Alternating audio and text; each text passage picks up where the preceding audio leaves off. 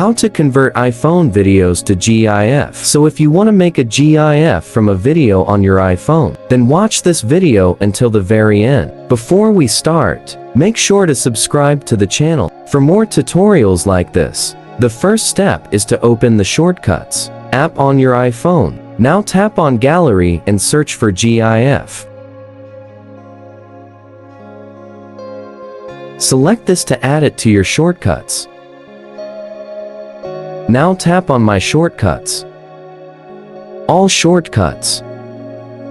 Then click on the shortcut that we've added. This will open your photo gallery. So select a video that you want to convert to a GIF, and you can select a part of the video. If you don't want your whole video as a GIF, tap on the Save button in the top right corner and wait a couple of seconds until the GIF is created. And here is our GIF. This will automatically be saved in your gallery. So if I open my Photos app, I can see the GIF that I created. Thanks for watching and see you in the next video.